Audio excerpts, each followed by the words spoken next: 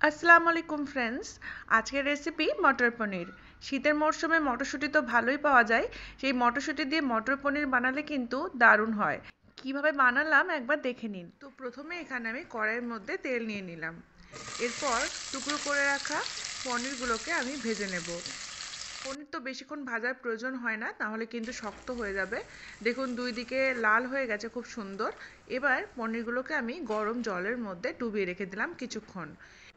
পনির ভাজতে তো বেশি তেলের প্রয়োজন হয় না, তাই বেঁচে থাকা তেলের মধ্যেই আমি একটা বড় সাইজের পেঁয়াজ কুচোনো, 10-12 কোয়া রসুন আর কয়েকটা টুকরো করে রাখা আদা দিয়ে দিলাম।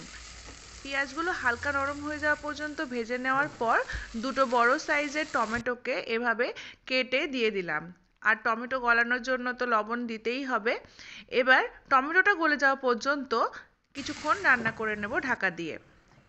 টমেটোগুলো গলে গেছে, দেখুন স্ম্যাশ করা যাচ্ছে। এবারে মিক্সচারটাকে ঠান্ডা করে আমি গ্রাইন্ডারে একদম স্মুথ করে বেটে নেব। প্যানের মধ্যে আবারও কিছুটা তেল নিয়ে নিলাম। এবার এর মধ্যে দিচ্ছি 1 টিস্পুন জিরে, দুটো তেজপাতা, কয়েকটা লবঙ্গ, 2 টুকরো দারচিনি আর দুটো এলাচ। তার সাথে দিচ্ছি একটা শুকনো লঙ্কা ফাটিয়ে।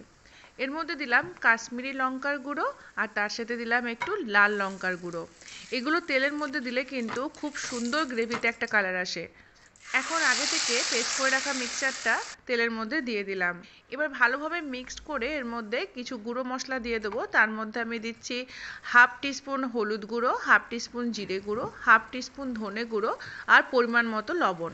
সব কিছুকে এবার ভালোভাবে মিশিয়ে নিয়ে তেল ছাড়া অবধি কিন্তু আমাদের এটাকে রান্না করে নিতে হবে।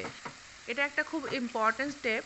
আর দেখুন গ্রেভি থেকে সুন্দর তেল ছেড়ে দিয়েছে। এবার আমি গরম জল অ্যাড করেছি। গরম জলটা ভালোভাবে মিশিয়ে এর মধ্যে আমি দিচ্ছি মটর। যেহেতু মটর পনির, তাই মটর প্রচুর পরিমাণে লাগবে। এটা আমার কাছে ফ্রোজেন ছিল বলে আমি একদম লাস্টে ইউজ করেছি। এরপর আমি দিচ্ছি ভেজে রাখা পনিরগুলো। এবার সব কিছুকে মিক্স করে নিলাম। আর এর মধ্যে আমি দিচ্ছি 1/2 টিস্পুন গরম মশলার গুঁড়ো আর কিছুটা কস্তুরি মেথিকে ভালো করে হাতের সাহায্যে ক্রাশ করে দিয়ে দিলাম।